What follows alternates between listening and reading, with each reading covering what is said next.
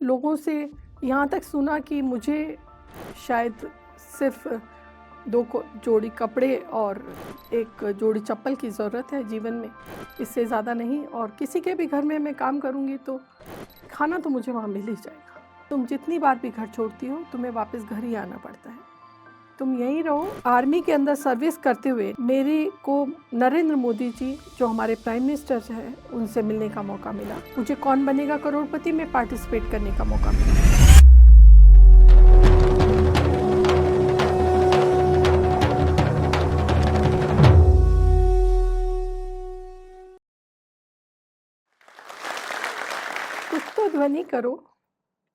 कुछ तो ध्वनि करो कि युगांतर का निशब्द कालांश मिट जाए।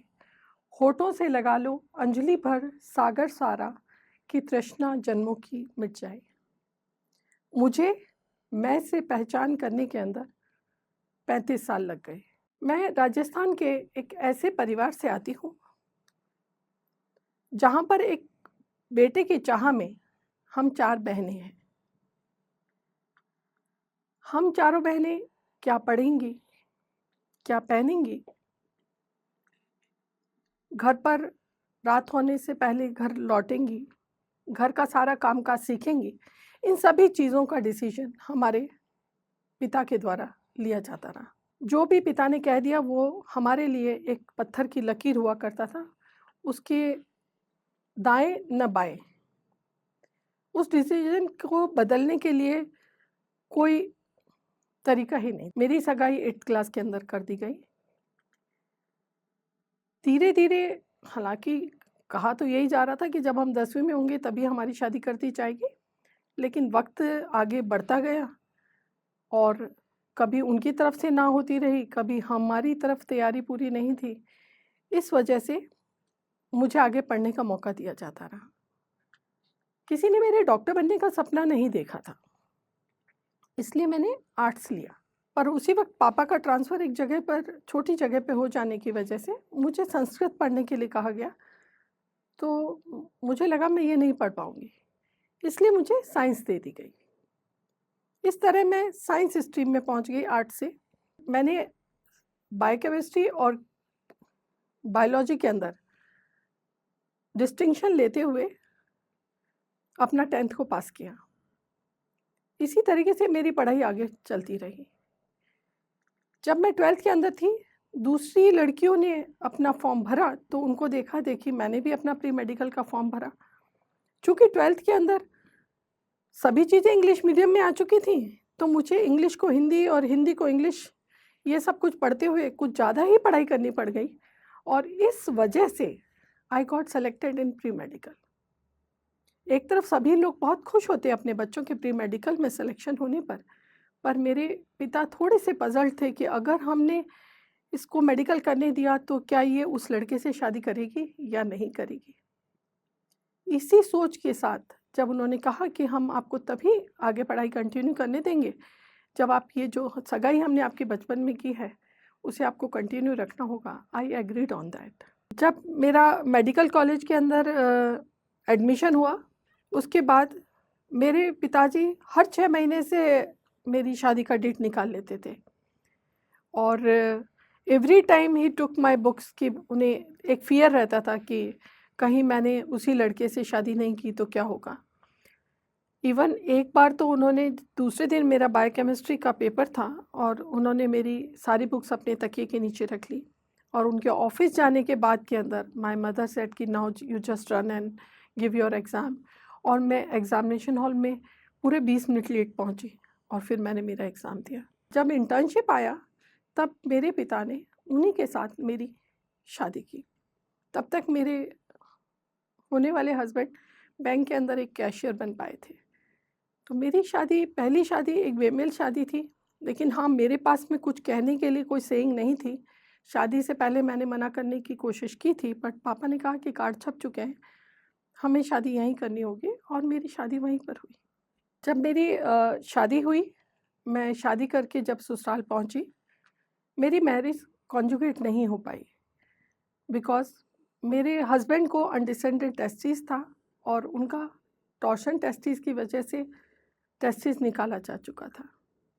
मैं शादी के 3 दिन बाद ही जैसे घर आते हैं, मैं अपने घर वापस आ चुकी थी और इस ग्रीफ से बाहर निकलने के लिए मैंने अपने आप को पूरी तरह पढ़ाई के अंदर झोंका।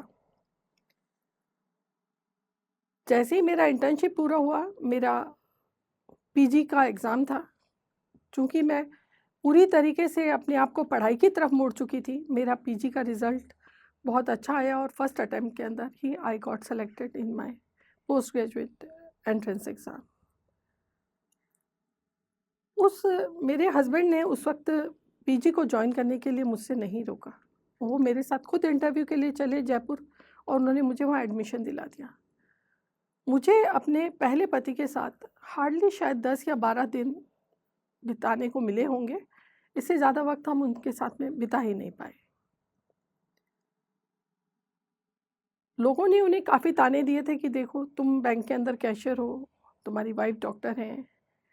तो ये सब सुनना शायद उनके लिए पेनफुल रहा होगा, ऐसा मैं सोचती हूँ। साथ में उनकी फ़िज़िकल इलनेस उनके लिए डिप्रेसिंग रही होगी। मेरे पहले पति ने सुसाइड कमिट कर लिया। उसके बाद के अंदर मेरा जीवन पूरी तरह बदल गया। पूरे 6 साल तक मैंने ये सारा पेन झेला, जहाँ पर लोगों ने मुझको अपशगुनी तक माना। किसी भी पूजा के अंदर या फिर किसी धार्मिक कार्यों के अंदर मुझे आगे नहीं आने दिया गया। लोगों से यहाँ तक सुना कि मुझे शायद सिर्फ़ 2 जोड़ी कपड़े और 1 जोड़ी चप्पल की ज़रूरत है जीवन में, इससे ज़्यादा नहीं। और किसी के भी घर में मैं काम करूँगी तो खाना तो मुझे वहाँ मिल ही जाएगा। पति के मृत्यु के बाद मैंने तकरीबन 1 डेढ़ महीना अपने ससुराल के अंदर बिताया था। उस वक़्त सभी लोगों के लिए खाना बनाना, उसके बाद में खाना खाना, या फिर आप कपड़े धोने बैठे हो तो सभी का एक के बाद और कपड़े डालते चले जाना, या मुझे ये कहना कि मुझे अपने डाइट को कंट्रोल में रखना चाहिए ताकि मेरी इच्छाएं कंट्रोल में रहें। काफ़ी कठिन समय था वहाँ। दोबारा से अपने इस जीवन से लड़ने के लिए मैंने अपने आप को पढ़ाई की तरफ वापस से झोंका। अपना पोस्ट ग्रेजुएशन पूरी मेहनत के साथ के अंदर मैंने पूरा किया।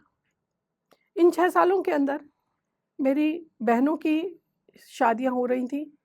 उस वक्त मेरे पिता को फिर से एहसास हुआ कि मैंने जीवन के अंदर कुछ नहीं देखा है, तो उन्होंने चाहा कि मेरी दोबारा से शादी कर दी जाए। इस बार उन्होंने मुझसे ज़्यादा पढ़ा लिखा लड़का ढूंढा। उन्होंने मेरी शादी एक प्लास्टिक सर्जन के साथ की।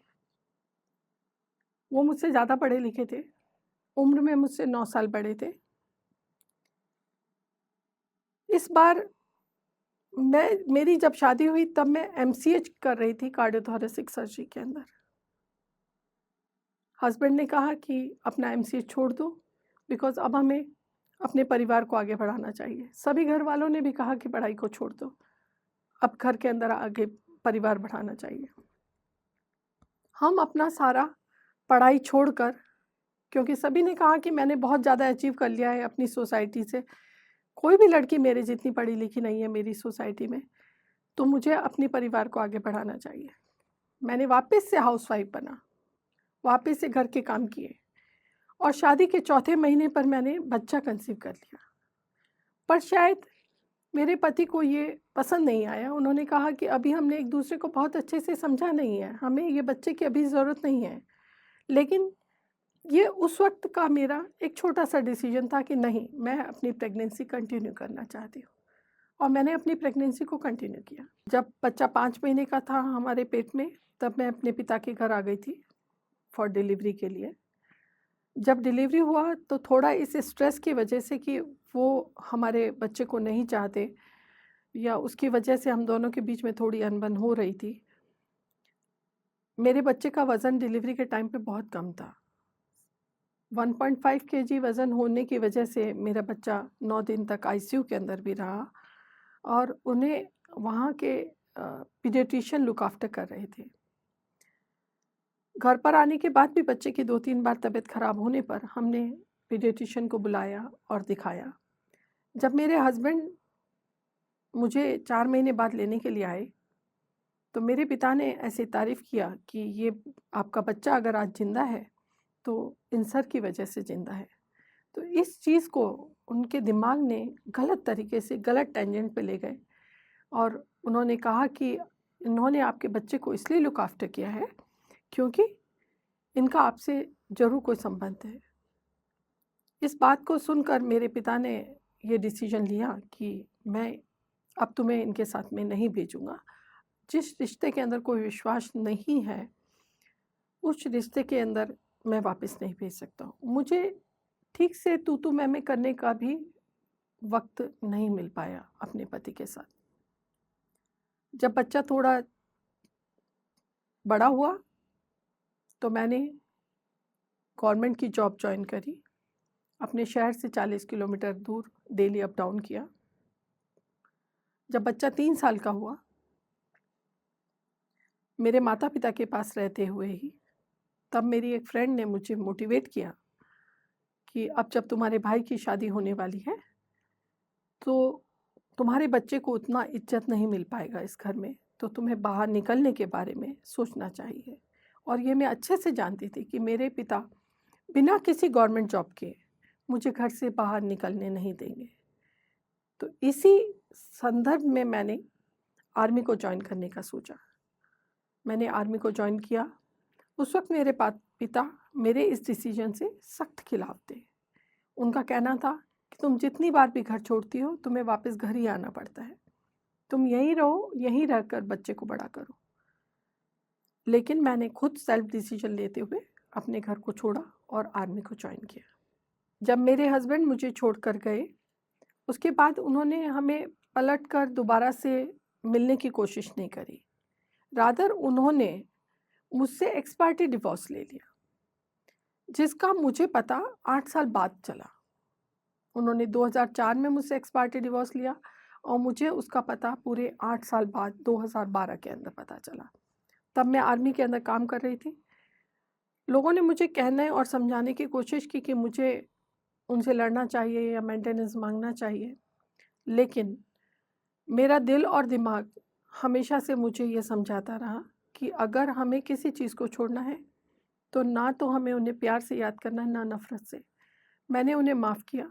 आर्मी में काम करते हुए मैं अपने बच्चे को कितनी बार अपने साथ के अंदर अपनी ड्यूटी पर लेकर जाना, अगर मैं अंदर मरीज़ देख रही हूँ तो उसे बाहर अपने किसी जवान के हाथ में पकड़ाना, या मैं ओटी के अंदर ऑपरेशन कर रही हूँ और मेरा बेटा बाहर दरवाजे पे खड़ा रहे, वो सब कुछ मैंने देखा।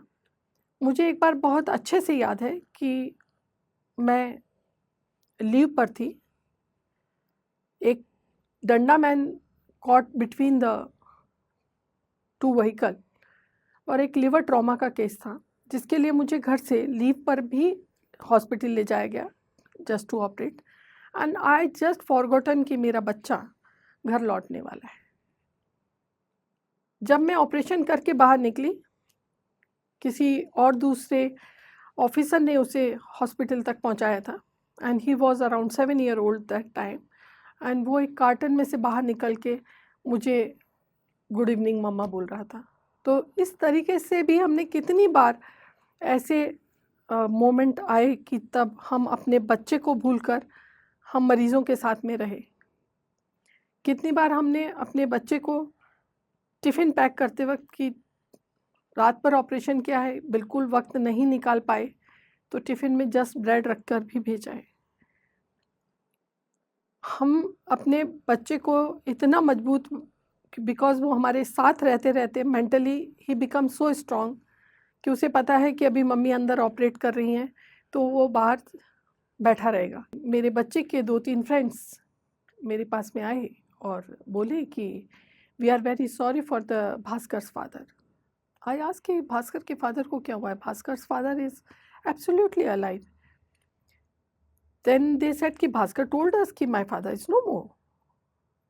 इवनिंग के अंदर जब मेरा बेटा मुझसे मिला, तो मैंने उससे पूछा कि बेटा तुम्हारे कुछ दोस्त आए थे, उन्होंने मुझे इस तरीके से कमेंट किया। तो मेरा बेटा बोलता है, बड़ी मुश्किलों से मैंने मारा था और आपने उन्हें फिर से ज़िंदा कर दिया। तो देन आई रियलाइज़ कि बच्चे को कितना ट्रॉमा होता होगा। उसके बाद में आई मेक इट श्योर कि जब कभी भी मैं उसके सामने किसी से भी मिलूँ and somebody ask me where my husband is, then I confidently and speak out truth, no hiding. कोई दिल के अंदर मैंने कुछ गलत नहीं किया है तो दिल के अंदर कोई गिल्ट नहीं। यस, हम साथ नहीं रहते बिकॉज हमारी नहीं बनती। जब हम ये कॉन्फिडेंटली बोलना शुरू किया, उसके बाद से मेरे बेटे का कॉन्फिडेंस भी अप हुआ। आज की तारीख में जब आप मेरे बेटे से मिलेंगे, जो कि खुद भी एक डॉक्टर है और 23 साल का नौजवान है, आप उसे एब्सोल्युटली एक नॉर्मल और एक सुलझा हुआ इंसान के रूप में पाएंगे। इतना सारा कठिन समय देखते हुए भगवान ने हमें बहुत सारा ब्लेसिंग्स भी दिया। हमें बहुत सारे जीवन में अच्छे अच्छे मोमेंट्स भी दिए।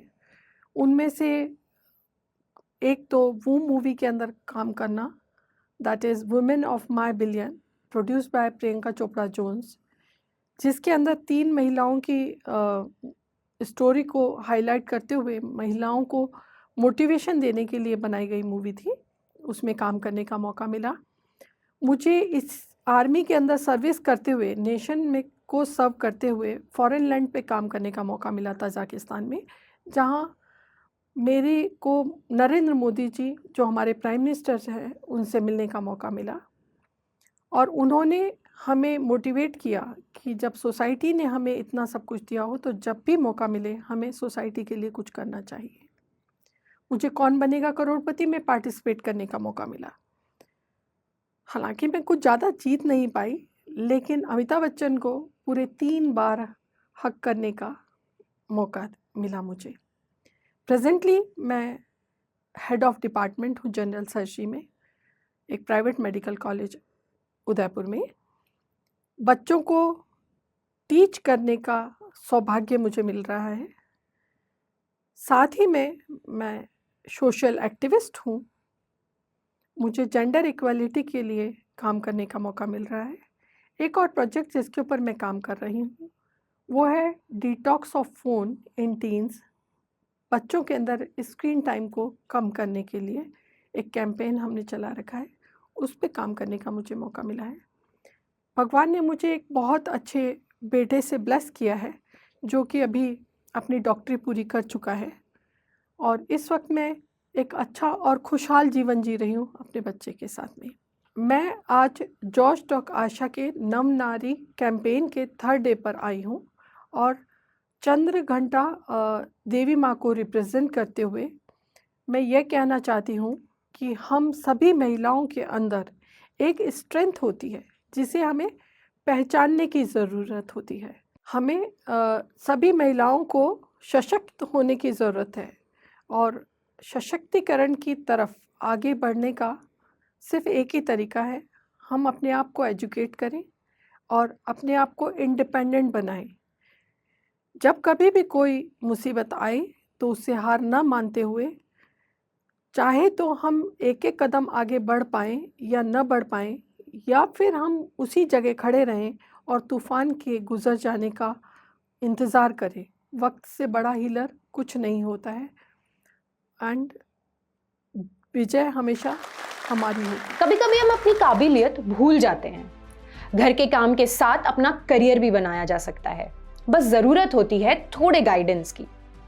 जोश टॉक्स जॉब्स फॉर वुमेन एक ऐसा प्रोग्राम है जो हमें एक्सपर्ट ट्रेनिंग, मेंटोरशिप और जॉब अपॉर्चुनिटीज का एक्सेस देता है। इमेजिन करिए एक ऐसा लाइव ऑनलाइन ट्रेनिंग प्रोग्राम जो सिर्फ हमारे लिए डिजाइन किया गया है, जहां एक्सपर्ट्स हमें गाइड करेंगे बिल्कुल बेसिक से। इस प्रोग्राम में हम एक सफर शुरू करेंगे जहां हमें जॉब मार्केट और जॉब अपॉर्चुनिटीज के बारे में सीखने का मौका मिलेगा। हम सीखेंगे प्रोफेशनल कम्युनिकेशन से लेकर रेज्यूमे बनाने तक, कॉन्फिडेंस बिल्डिंग से लेकर इंटरव्यू प्रिपरेशन तक, जो हमें सिर्फ आज के लिए ही नहीं बल्कि पूरी जिंदगी के लिए जॉब रेडी बनाएगा, जिनको सीखने के बाद हमें मिलेंगी रेलेवेंट जॉब अपॉर्चुनिटीज का एक्सेस, जिससे हम फाइनेंशियल इंडिपेंडेंस की तरफ अपना कदम आगे बढ़ा पाएंगे। तो चलिए डिस्क्रिप्शन और पिन कमेंट में दिए गए फॉर्म को फिल करते हैं और जोश की टीम हमसे जल्द कनेक्ट करेगी।